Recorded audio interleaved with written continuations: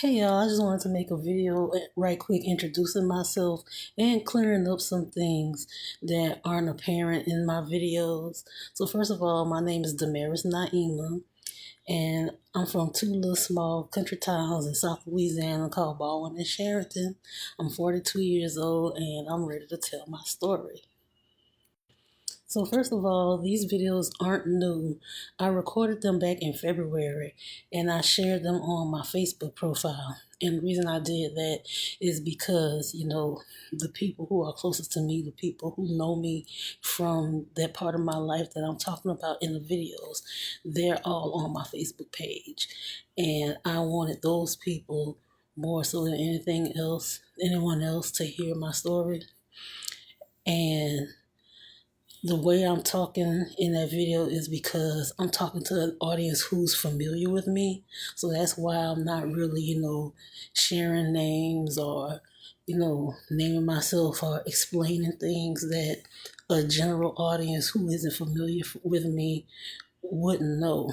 That's why, because like it was videos addressed to my hometown community and people in the area that I'm from. So yeah, that's the first thing.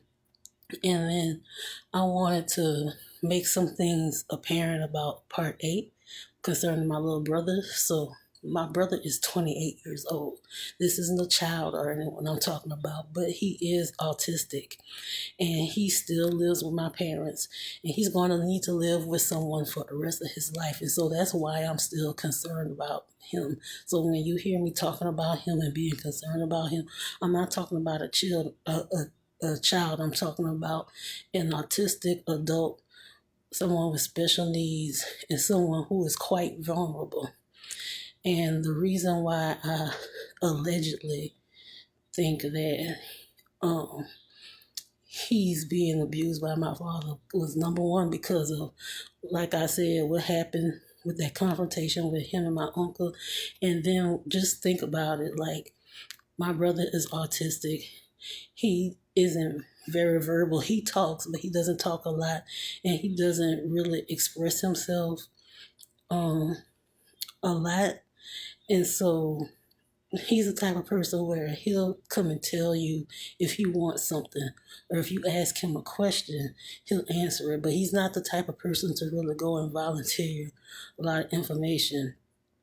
And because he's totally dependent on my parents, he doesn't have a car, he doesn't have his own bank accounts or money or anything like that. Everything he depends on, he gets it from my parents.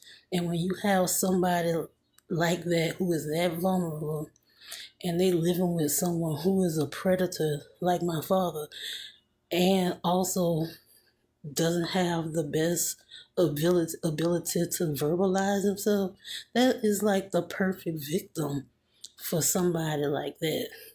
If you having thoughts of experimenting in that way and you want somebody who can't run away and can't really communicate what's going on, my brother would make the perfect victim. So that's what's going on um with part 8. Just in case there was anybody who was unclear about just exactly what the deal was with my brother. That's that. um but I also just want to say thank you to everybody for your warm comments and for your support and the love that you've been shown. It's been very greatly appreciated. And I just want to continue to encourage other victims of abuse out there to go ahead and stop holding in whatever happened to you. Tell your story. And if it's still happening, seek help. Find somebody.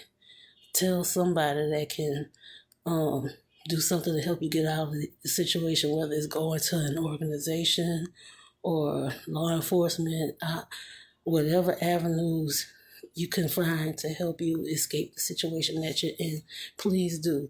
And look up the laws in your states. There are some states now that have extended statute of limitations when it comes to things like CSA. So look up your state. I can't get justice because the statute of limitations has run out in Louisiana. But if you live somewhere else, look up the laws in your state and you might be able to still get justice.